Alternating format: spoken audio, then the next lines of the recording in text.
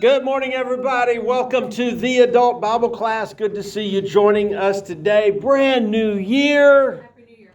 Thank you. Happy New Year. Hope it's happy for you so far. If it's not, you can still make it happy.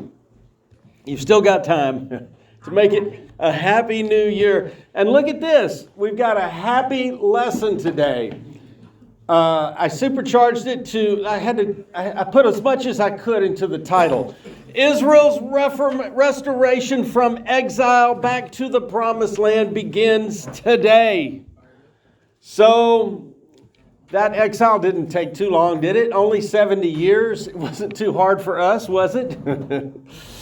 We just read about it, but they actually lived it 70 years. And you know, a lot of the Jews died during that time, and they never made it back to the promised land. But you know, there were some babies born during that 70 years that had never lived in the promised land, and now their parents are going to bring them back to the promised land, and they're going to get to see old Jerusalem, except it's torn down. There's no walls, there's no temple, there's no altar. It's ruined. Everything's ruined. All the gold is gone. All of the significant people are taken out of the land. But today, the restoration begins. It's another miracle for Israel. Their whole life has been defined by miracle after miracle after miracle. And you know, if you look back at your life, it's probably the same way. You've got a lot of miracles in your life that have led you to this point today. And here comes another huge one. There was no way. Remember Ezekiel's vision of the valley of bones? There was no way for the bones to come back, except the Spirit of God entered the picture. And when the Spirit of God came in, it was able to resurrect those bones, put the flesh back on, put the sinew back on, put the skin back on. And not only that, but to resurrect those dead bodies that came from those dead dry bones. And not only that, but when he saw the end of the vision, it was an exceeding great army. And so here they come. They don't look too powerful today, but you know, their power's not in them. Remember that? Israel's power is not in Israel. It's in the God of Israel, and it's in their covenant, their agreement, their word that they gave to Yahweh, that they would obey him. And his word to them was, I will sustain you. I will bless you. I will protect you. I will make you great in the earth. And you'll be my special people. All right. And so now, after 70 years, God rekindles his promise to these people. He speaks to this heathen king, Cyrus. And Cyrus has this great idea. Let's let the Jews go home. What an amazing idea. What an amazing idea. But you know, the Lord had his hand on all the knobs and controls and levers. And he's running the show. He's back there. He's got more things to do than the Wizard of Oz. You know, he's got the buttons and the levers and the pulls and the presses and all of that stuff. And he's working it out. And he's working out the details. And he's working out the details in your life too. Don't forget about that. So, this is amazing, but Persia has replaced Babylon. Babylon is the nation that took them out of the promised land. Persia has taken the place of Babylon, and so they've been living under Persia now. And I'm not sure what Jay covered, but I had my double eye infection going strong last Sunday, so I missed Jay's lesson. But I hope that he told you that the Gentiles are going to continue to rule over the Jews until the Messiah comes. And we know that the Messiah came, but guess what? They didn't like him. They sent him back, returned to sender. We don't want this Messiah. And so the Jews today, 2026, are still under Gentile power, Gentile control. Now, it looks like they've got their own country. Looks like they're free, but they really don't do anything without checking with us, the Gentiles. The Jews check with the Gentiles before, you know, they make anything major. And so they're still under Gentile control today. Why? Because they rejected their Messiah. When are they going to be free, really free, truly free? When they recognize Jesus as their Messiah. But here they come with their restoration, coming back, walking down the road that some of them walked out of 70 years ago. Now here they come back. Maybe some of them left as babies and children, and now they're coming back on that road, same road they went out on back to Jerusalem. So that's our lesson today. Let's see how it happens. There are actually 3 returns from Persia back to the Promised Land. Today we're covering number 1. Actually, we're covering part of number 1. Next week, Leo's going to have 4, 5, and 6 of the book of Ezra. We're doing 2 or 3 lessons on Ezra. And then in February, we'll have 3 lessons on Nehemiah. At one point, Ezra and Nehemiah were one book. And then they were split into 2. You know, some of the Old Testament books used to be one book, and they were split into 2. Samuel was one, Kings was one, Chronicles was another. And here, Ezra and Nehemiah were one book, and now we have them split into 2 books. So today's lesson, we're going to cover 1 through 3. Next week, Leo will take the rest of this. Zerubbabel is the one that's leading the return back to Jerusalem. Cyrus the Great is the ruler that ordered it. Here's the date. And in this stage, they're going to restore the temple. Now, not today. They're going to put the foundation down today. And then Leo will be back here next week, and he'll get the temple built somehow, some way. I know he'll get it done. And then there was a second return. Notice that this is 80 years after the first return. 80 years. So this was not an immediate thing. It was a slow, gradual process of the people coming back and rebuilding.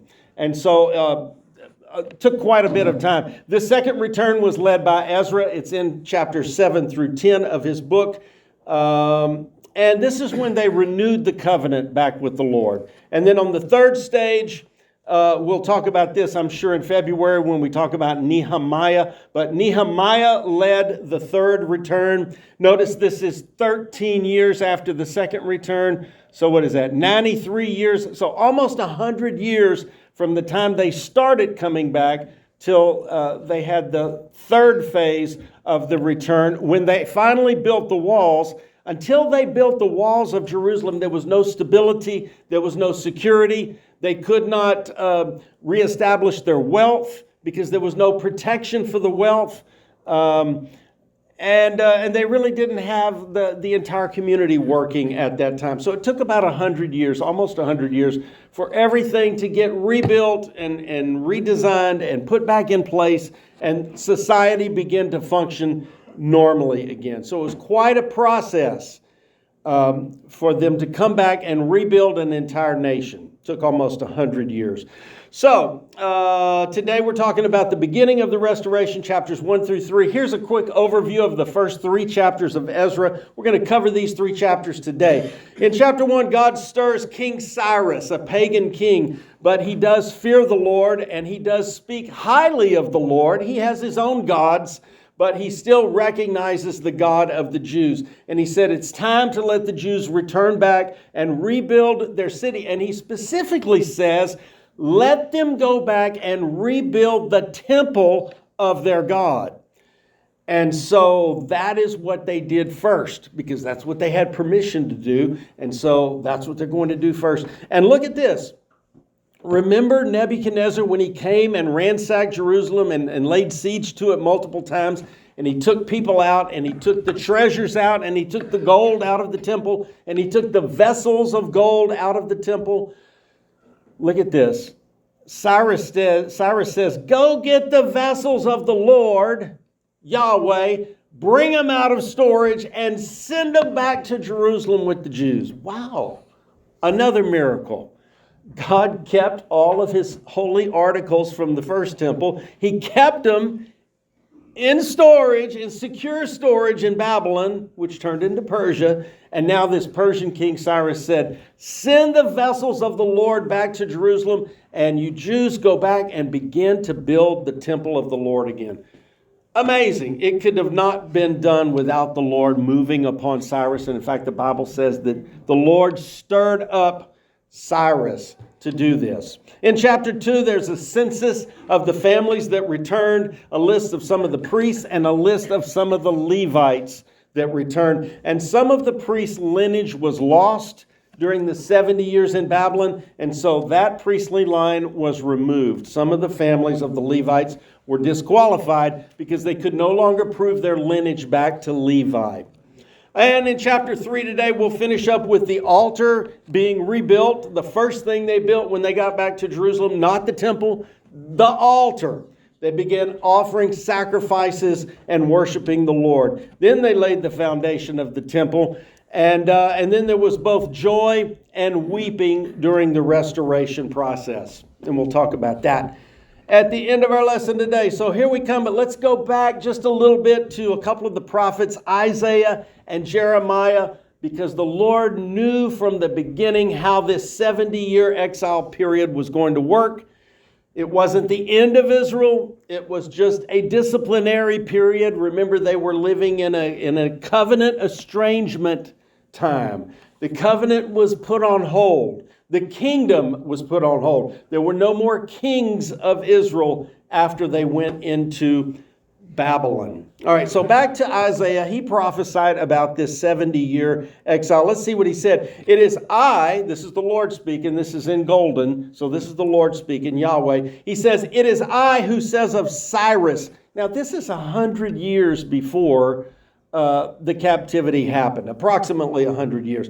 The Lord says, way back here, 100 years previous, Cyrus, this Persian king, is my shepherd. He will carry out all my desire. And he says of Jerusalem, she will be built, and of the temple, your foundation will be laid. So this is a prophecy by Isaiah before the temple was destroyed, before they went into Babylon, saying there's going to be a king called Cyrus. Cyrus wasn't even alive at this time. There's going to be a king called Cyrus. The Lord said he's going to shepherd my people. Okay, this has got a lot of information in it right here. He's my shepherd. He's taking care of my people.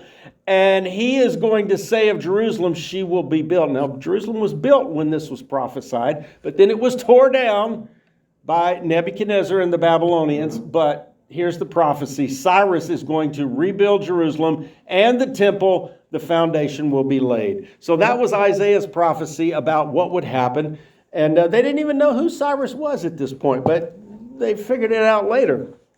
And in Jeremiah 29:10, look at this. For this is what the Lord says, when 70 years have been completed for Babylon, I will visit you, talking to Israel, and fulfill my good word to you and bring you back to this place. So the Lord did not leave them without a promise.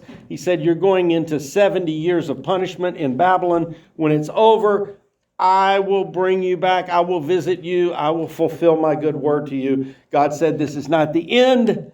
This is just your punishment timeout. I'm going to let all the idolaters get out of here. He took them all to the capital of idolatry and he said, okay, you idolaters, get after it. Have fun. I'm putting you in the capital of idolatry. You can have as much idolatry as you want. And some people did. But some people said, nope, we're going to stay clean. Remember Daniel? Remember Hananiah, Mishael, and what was that other guy's name? Azariah, I think. That's Shadrach, Meshach, and Abednego. They said, nope, we're going to keep our nose clean. Even in this dirty, nasty Babylon with all its sin, we're going to keep ourselves clean. We're going to keep ourselves... What did James say? Is it James that wrote that in the New Testament, that we are to keep ourselves unspotted from the world? That's our responsibility. We have to keep ourselves clean, Brother Ken. If we get dirty, we got to wash it off. We got to keep the spots off. We get spotted. Y'all may have gotten spotted this week. I got spotted this week. I had to wash it off. I got a little spotty, but washed it right off. Clean again today. Thank the Lord. All right, so here we go. Let's talk about what happens with Cyrus, the king of Persia. This is Ezra chapter 1, verse 1. You ready, Carla? Yes. Here we go. Oh, she's got the mic and everything. Perfect. Look at that. Beautiful. Now in the first year of Cyrus, king of Persia, in order to fulfill the word of the Lord by mouth of Jeremiah, the Lord stirred up the spirit of Cyrus, king of Persia, so that he sent a proclamation throughout his kingdom, and also put it in writing, saying... All right, so he's stirred up. The Lord stirs him up to make this proclamation. Here comes the proclamation. He's going to decree that Israel must return to Jerusalem and rebuild the temple. This is what Cyrus, king of Persia, says. The Lord, the God of heaven, has given me all the kingdoms of the earth, and he has appointed me to rebuild for him a house in Jerusalem, which is in Judah. Wow, this guy, I mean, we could almost get him converted, right? He's talking about the Lord, Yahweh. He mentions his name right here. He says, Yahweh, the God of heaven, has given me all the kingdoms, and he's given me a job to do, to rebuild his house in Jerusalem. Okay? Whoever there is among you of all his people, may his God be with him. Go up to Jerusalem, which is in Judah, and rebuild the house of the Lord, the God of Israel. He is the God who is in Jerusalem. This Cyrus is a really nice guy, isn't he? Yeah, he says, whoever wants to of the Jews, if you want to go back and do this, I'm giving you permission to leave and go do it. And every survivor, at whatever place he may live, the people of that place are to support him with silver and gold, with equipment and cattle, together with a voluntary offering for the house of God, which is in Jerusalem. And he said, those of you that are not going, don't forget to give in the offering. Put in the offering and support these people that are going back. Not everybody could go back. Not everybody was healthy enough to make that long walk back to Jerusalem. Oh, they didn't take them in buses. Yeah, you can go, but you got to walk all the way back, and there's no bathrooms on the way. So, it's not easy, but you're free to go. But it's not going to be easy. Okay, so a voluntary offering was taken up to rebuild the house of the Lord. Then the heads of the fathers' households of Judah and Benjamin, and the priests and the Levites rose up, everyone whose spirit God had stirred to go up to rebuild the house of the Lord, which is in Jerusalem. Notice that the leaders stood up at this time. The fathers, the heads of the father's household, and the priests and the Levites. That's your leaders right there. That's the leadership structure. And all of the leaders rose up and they said, we're going to go do this. And all of those around them encouraged them with articles of silver, with gold, with equipment, cattle, and with valuables, aside from everything that was given as a voluntary offering. Okay, and also King Cyrus brought out the articles of the house of the Lord, which Nebuchadnezzar had carried away from Jerusalem and put in the house of his gods. You know, the Lord was taking care of those vessels, right? That's right. That's right. Even when we're in discipline, the Lord can preserve our assets.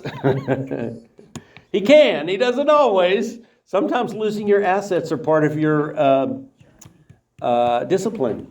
Can you believe that? The Lord will take stuff away. Is that in the Bible? Yes. The Lord gives and the Lord takes away. Blessed be the name of the Lord. Remember that one? Yes, he can give, he can take away. We're still going to bless his name no matter what. Okay, so the Lord took care of his vessels. He saved them for himself. And now Cyrus is bringing them back out. And now the vessels are returned to Jerusalem. Go ahead, Carla. And Cyrus, king of Persia, had them brought out by the hand of Mithridates, the treasurer, and he counted them out to Sheshbazzar, the leader of Judah. Look at this, Sheshbazzar. Sheshbazzar, he's the leader of Judah at this time, and he's going to be heading up this asset reclamation project, okay? He's bringing the assets back to Jerusalem.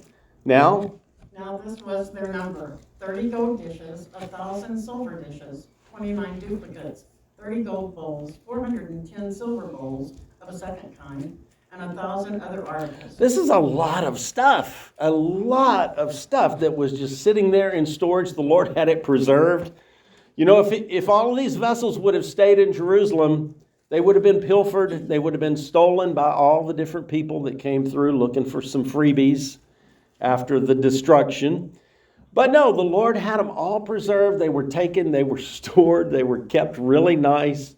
Maybe in a low humidity environment. I don't know. Maybe temperature controlled. We don't know. But anyway, they were preserved, and all of these articles remember, all of these articles, before they could function in the temple, had to be anointed with oil and prayed over and dedicated to the Lord.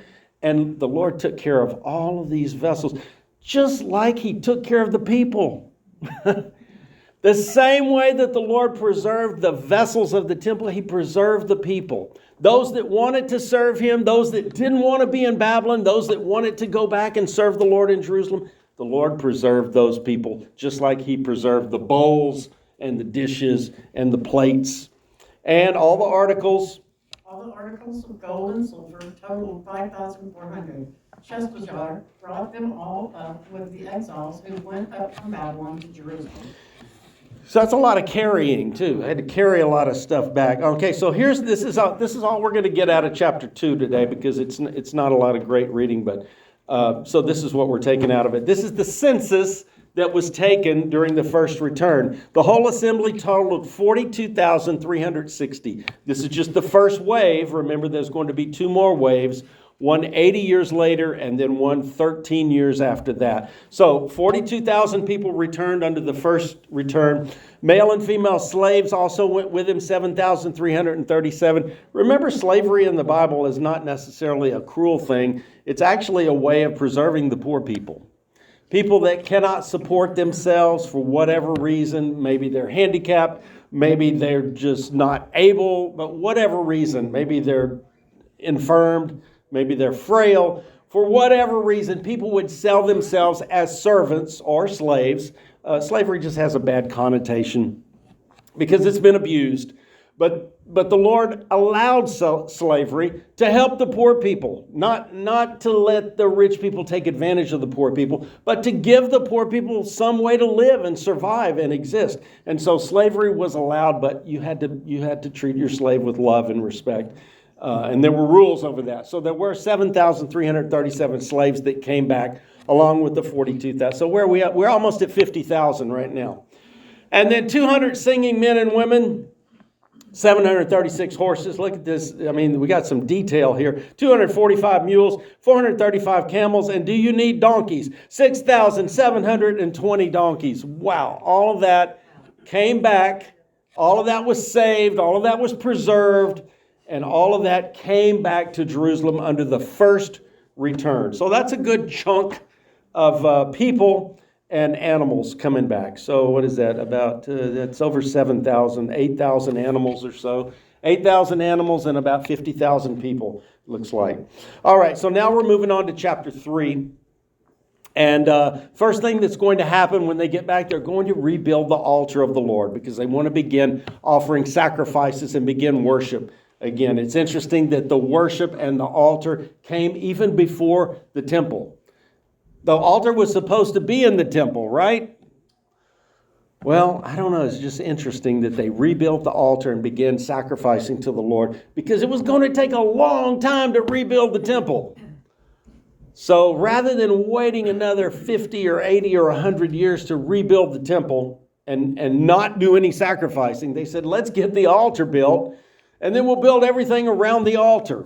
And we'll build the temple, but let's get the altar going first so that we can begin the daily. Remember, the sacrifices were daily. There was a daily morning sacrifice, and there was a daily evening sacrifice. And the priests and the Levites that came back said, let's get this cycle going again. Don't wait for the temple. Let's go ahead and build the altar first. So the altar was built first. Now when the 7th month came, and the sons of Israel were in the cities, the people gathered together as one person to Jerusalem. This is interesting, the 7th month, because it seems like they waited until the 7th month. And why would they wait till the 7th month? Because that's the month that Solomon dedicated the original temple. The 7th month of the year. So it seems like they waited until the 7th month rolled around and they said, okay, this is the dedication of the temple month. This is when Solomon did it. We're going to dedicate the second temple in the same month that Solomon did, okay? And then Jeshua, the son of Jozadak, and his brothers the priests, and Jerubbaal, the son of Shealtiel, and his brothers rose up and built the altar of the God of Israel to offer burnt offerings on it, as it is written in the law of Moses, the man of God. All right, so now we got this other guy named Zerubbabel, and he is also going to be instrumental in one of the waves. I I think it was the second wave. The second wave of people that returned is going to be led by Zerubbabel. But here's an interesting thing about Zerubbabel. Zerubbabel's last name could have been David's son, because Zerubbabel is a son of David. Now, there's no more kings. No more kings. There will not be any more kings until Jesus is king over Israel. Israel will not have any more kings. But this guy, Zerubbabel, who was appointed as governor over the exiles that returned, was a grandson or a descendant of David, but he was also the grandson of Jeconiah Davidson, which was Judah's king number 18. He was one of the ones that was in that last downfall of 4 or 5 bad kings right at the end. And he was one of the kings that was taken to Babylon. There were 2 more kings that came after Jehoiachin. There was Jehoiakim, remember that guy, and then there was Zedekiah, the final king. But this guy that got picked seemingly randomly by Cyrus, we suppose, Cyrus picked this guy Zerubbabel. He just so happened to pick a son of David and the grandson of Judah's king, number 18, to be the governor. Now, he's not the king, but he is the governor that's over the exiles that have returned back to Jerusalem. So it's interesting that people should have seen that the hand of the Lord is still controlling our leadership. Even though we don't have a king from David, we've got a governor from David, and he's a grandson of one of our kings that we had about, 100 years ago or so. All right, so I just thought that was interesting, and I wanted to point that out about who Zerubbabel was. And let's keep reading about this. So they set up the altar on its foundation because they were terrified of the peoples of the lands, and they offered burnt offerings on it to the Lord. Burnt offerings morning and evening. All right, so this kind of gives us an insight into why they wanted to get that altar set up so quick. They were terrified. First of all, they have no protection. There's no walls. The city of Jerusalem is vulnerable to marauders, to raiders, to anybody that wants to come in and steal and pilfer and steal women and steal children and steal 6,700 donkeys. There's no army. There's no defense. So what are they going to do? They're going to try and get the Lord to help them. Let's get the Lord to protect us, since we don't have any other safety at all. We have no walls. We have no army. We have no leader, such like a king. We are very vulnerable out here. We've got all our 6,700 donkeys, and we've got these 1,000 vessels of the Lord that are very valuable.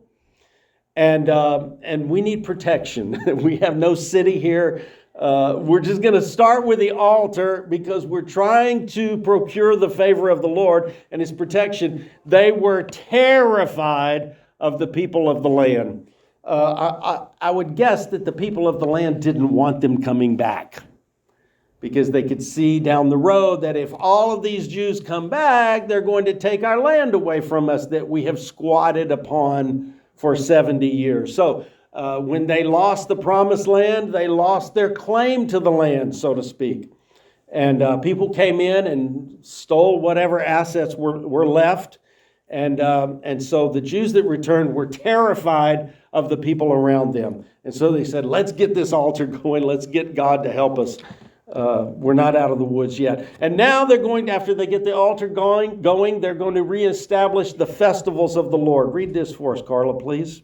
They also celebrated the Feast of Booths, as it is written, and offered the prescribed number of burnt offerings daily, according to the ordinance, as each day required. All right, so the Feast of Booths, or the Feast of Tabernacles, was also celebrated at the original temple dedication by Solomon. And so it's that time of the year. It's the 7th month, so it's the time of the Feast of Booths.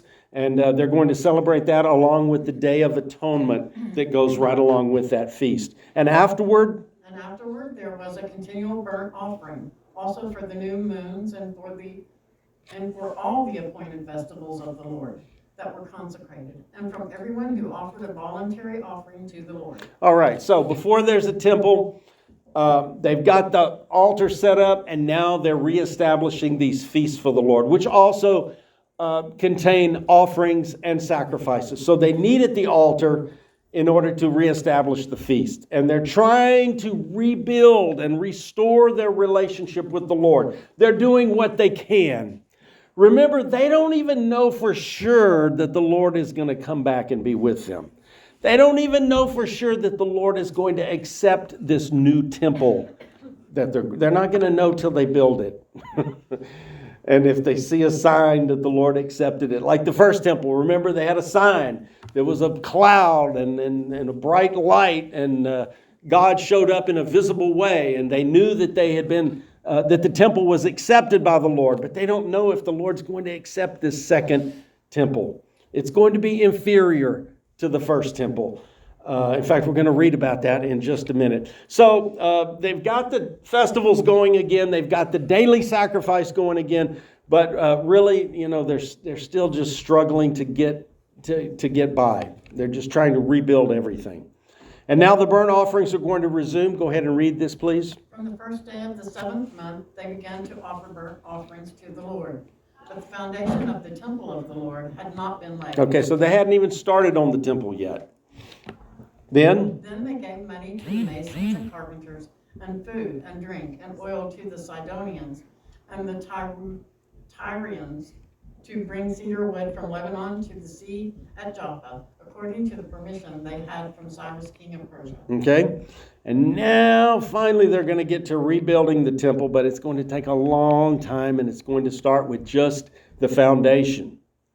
Now in the 2nd year of their coming to the house of God at Jerusalem, in the 2nd month, Jerubbaal the son of Shealtiel, Jeshua the son of Josadak, and the rest of their brothers, the priests and the Levites, and all who came from the captivity to Jerusalem, began the work and appointed the Levites who were 20 years old and upward to oversee the work, the house of the Lord. All right, got those young men out there.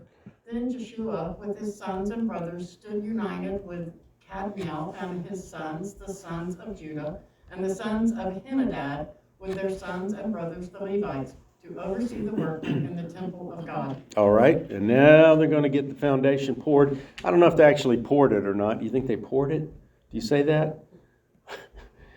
Now when the builders had laid the foundation of the temple They of laid the it, Lord, okay.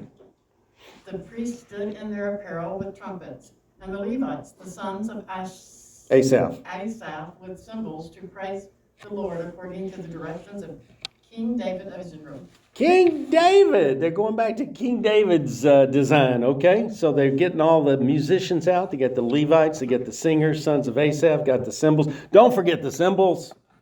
Got to have them. Trumpets. Priests stood in their apparel, so somehow they got the priest garments going again too. They had to make all those priest garments again. I bet those were ruined from 70 years ago. And so they're getting the worship together here, and they sang. And they sang, praising and giving thanks to the Lord, saying, for he is good, for his favor is upon Israel forever. Well, is it?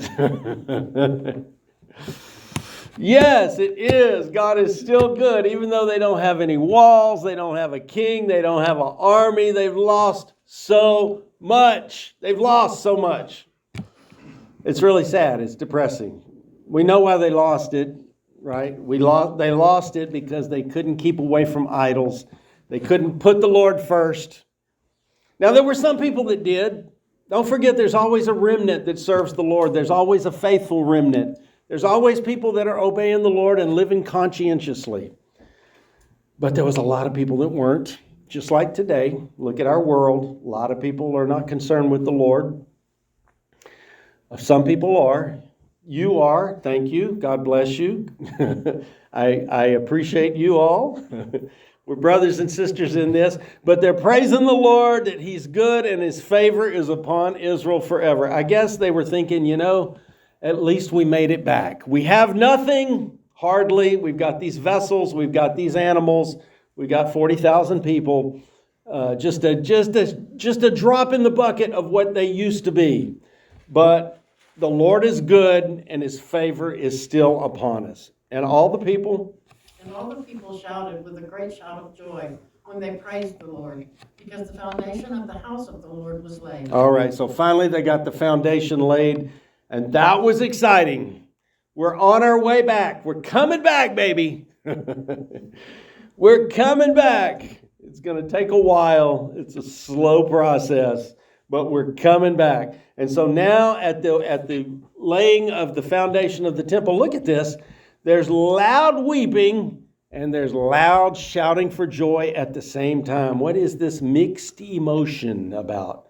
Go ahead, please. Yet many of the priests and Levites and heads of fathers' household, the old men who had seen the first temple, wept with a loud voice when the foundation of this house was laid before their eyes, while many shouted aloud for joy, so that the people could not distinguish the sound of the shout of joy from the sound of the weeping of the people, because the people were shouting with a loud shout, and the sound was heard far away. Wow, so this is quite a commotion,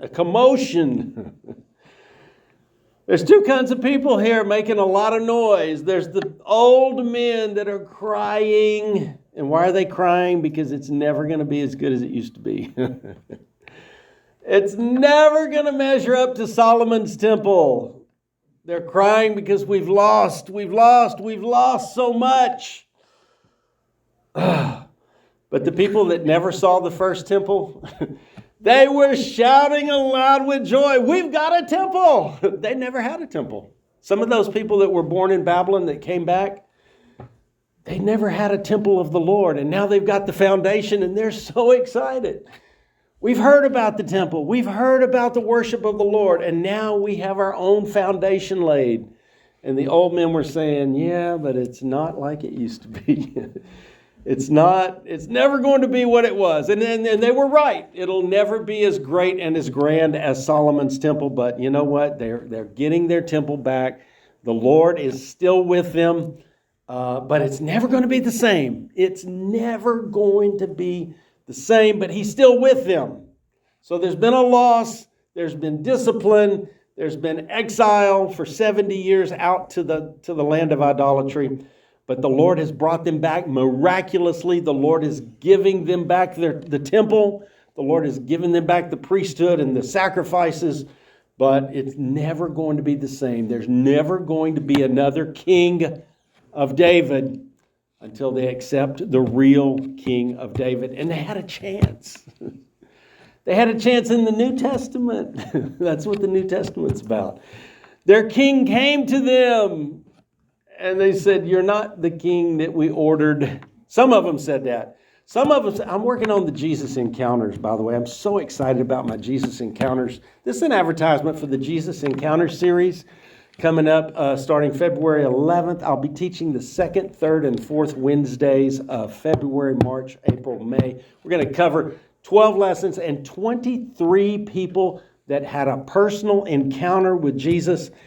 And how did we get on that from this? I'm so excited about my series coming up. Oh, the New Testament. Yes. The New Testament. So when Jesus came, some people recognized him.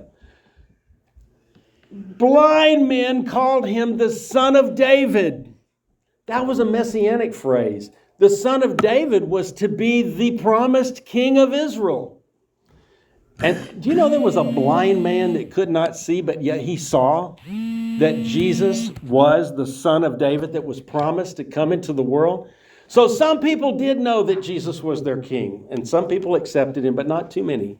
Not too many. But in the Jesus Encounters, we're going to talk about a lot of people that did see Jesus was their promised king and did accept him. But there's a few encounters in the Jesus Encounters where they didn't accept him. They didn't see it. They just couldn't see that he was the promised Son of David and the promised King of Israel. Well, we'll get on to that later, but I got a few more things to tell you about today. Do not forget that the Bible, it hits you, but it still gets you, and it fits you. Restoration starts with obedience and takes time.